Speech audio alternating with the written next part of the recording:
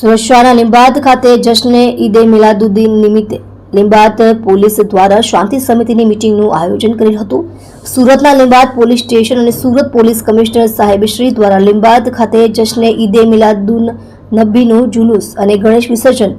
એક દિવસ આગળ પાછળ હોય તે દરમિયાન હિન્દુ મુસ્લિમ એકતા અને ભાઈચારા હંમેશા હતો અને આગળ પણ રહેશે તે હેતુથી શાંતિ સમિતિનો કાર્યક્રમ કરી લીંબાદ પોલીસ સ્ટેશનના ઇન્ચાર્જ સબ ઇન્સ્પેક્ટર સાહેબ શ્રી અને સુરત પોલીસ કમિશનર સાહેબ શ્રી દ્વારા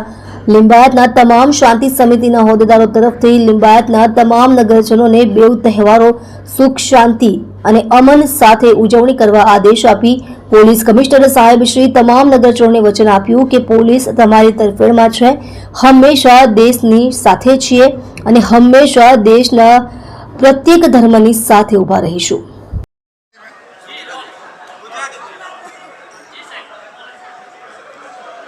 આવનાર 16 તારીખના રોજ ઈદના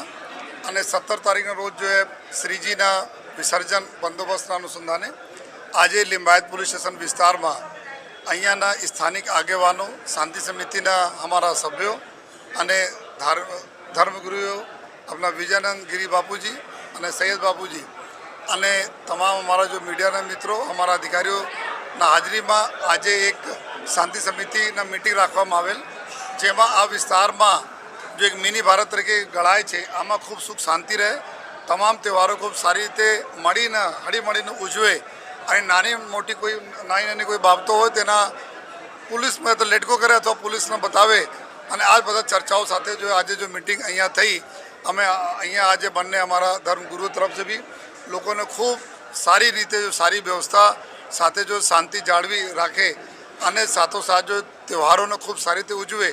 એના પર જો આ બધા અમારા ધર્મગુરુ તરફથી સૂચનાઓ આપવામાં આવી અને એના વચન પણ લેવામાં આવ્યા અને મારા અને મારા અધિકારીઓને બી એક બધા વિનંતી છે, આપના થકી પણ વિનંતી છે કે વિસ્તારમાં જો છેલ્લા જો ખૂબ ઘણા વર્ષોથી ઉપરવાળાની દયા સુખ શાંતિ છે, જેના લીધે આ લિંબાયત વિસ્તારના વિકાસ બી થઈ રહ્યા છે। અહીંયા લોકો જો અલગ અલગ વિસ્તાર દેશના અલગ અલગ રાજ્યોમાંથી જો નોકરી કરવા માટે, રોજગાર માટે આવ્યા છે, તો એના અમે બધા લોકોનો ગૌરવ છે કે સુરત શહેરના આ વિસ્તાર જ્યારે બધા લોકોના દિલ ખોલીને આપણા સ્વીકાર્યા અને આ વિસ્તારના ગ્રોથ કરવામાં, આ વિસ્તારના આગળ લઈ જવામાં આ તમામ અહીંયા વિસ્તારમાં રહેવાવાળા લોકોનો હાથ છે, ત્યારે આપણા બધાનો ફરજ છે કે આ બંને તહેવારો ખૂબ સારી રીતે એકબીજા સાથે હળીમળીને ઉજવે